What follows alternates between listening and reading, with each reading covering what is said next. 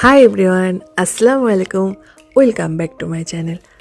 আজকে তোমাদের সাথে যেটা শেয়ার করব, আমাদের ছেলেদের আবদারে বানানো একটা রেসিপি, যেটা অবশ্যই আমি সপ্তাহে 2-3 দিন বানিয়েই ফেলি, বাট ভিডিও ক্যাপচার তো করা হয় না।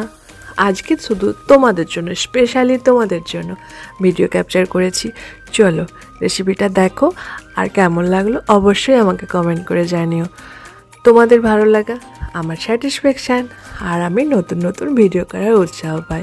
প্রত্যেকবারের মতন এবারও বললাম, চলো বেশ অনেকটা পেঁয়াজ নিয়ে, আমি 5টার মতো পেঁয়াজ নিয়ে আমি বেরেস্তা করে নিলাম, ভালো করে ফ্রাই করে গোল্ডেন ব্রাউন করে তুলে রেখে দেবো।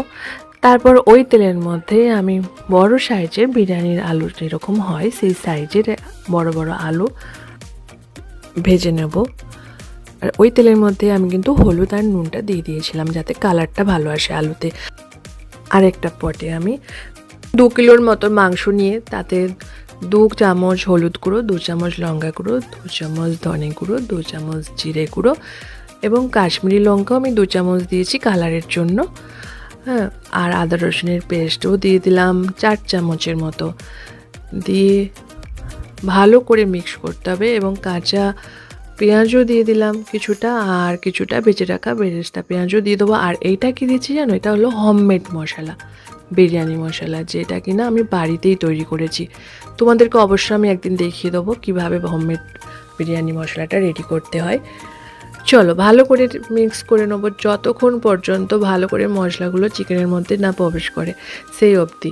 যত ভালো মাখানো হবে তত ভালো আমার চিকেনটা রান্নাও হবে। আরেকটা পটে আমি রাইসের জন্য জল নিয়ে নিলাম এবং তার মধ্যে আমি তেজপাতা, লং, দারচিনি, এলাচ সবগুলোই দিলাম ফ্লেভারের জন্য। আর এখানে আমি 500 মতো রাইস নিয়েছি। এবার আরেকটা প্যানে আমি তেল দিয়ে সব ম্যারিনেট করা চিকেনটা দিয়ে দেবো।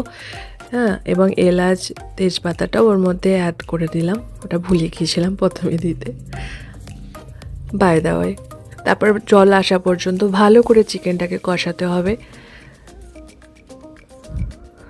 আর হ্যাঁ, তোমাদের কেমন লাগলো রেসিপিটা অবশ্যই আমাকে জানিও কিন্তু কমেন্ট করে, তাহলে আমার খুব ভালো লাগবে। আর দেখো কতটা জল বেরিয়েছে চিকেন থেকে, সব জলটা ভালো করে শুকিয়ে নিতে হবে, কষিয়ে নিতে হবে। এবং ওর মধ্যে ভালো করে কষানো হয়ে গেলে ওই যে ভেজে তুলে রাখা বড় বড় আলুগুলো আমি ওর সাথে মিক্স করে ভালো করে কষিয়ে নেব। মোটামুটি 80% আমার সেদ্ধ হয়ে যাবে, আলু বলো চিকেন বলো। আর যে 20% আমার বাকি থাকবে ওইটা আমি দমে রেখেই করে নেব। আর একটা দেখো, আমি কেশর মিল্ক নিয়ে নিলাম, ওটা সাইড করে রেখে দেবো। আর ওর মধ্যে আমি কেওড়া জলও দিয়েছি, গোলাপ জলও দিয়েছি, যেটা আমি ভিডিওতে ক্যাপচারটা হয়নি। তারপর দেখো আমার রাইস কিন্তু অলরেডি 80% হয়ে গেছে। এবার মিক্সিংয়ের পালা। চলো রাইসগুলো সব দিয়ে দিলাম এবং হোমমেড ঘিও দিয়ে দিলাম এবং বেরেস্তা, কাঁচা লঙ্কা, কেশর মিল্ক সব দিয়ে চিকেন আলু সব দিয়ে দিলাম। আর একটা স্টেপ করব অবশ্যই, কিছুটা রাইস আমি রেখেইছি, ওই রাইসটা আমি ওপর থেকে ঢেলে দিলাম, ভালো করে মিক্স করে দিলাম। আর বিরিয়ানির মশলাটা অবশ্যই দিতে হবে। আর এখানে 6টার মধ্যে আমি আলু বকরা দিয়েছি, আর বেরেস্তা, কাঁচা লঙ্কা এবং কেশর মিল্ক সবগুলো দিয়ে ভালো করে আমি ঢেকে দমে রেখে দেবো। হোমমেড ঘিটা অবশ্যই দিতে হবে, তবে তো গোটা আমাদের বাড়িটা মহমহ করবে বিরিয়ানি। দেখো আমার বিরিয়ানি একদম পারফেক্টলি রেডি। এবার আমার বিরিয়ানিটা সার্ভিংয়ের পালা।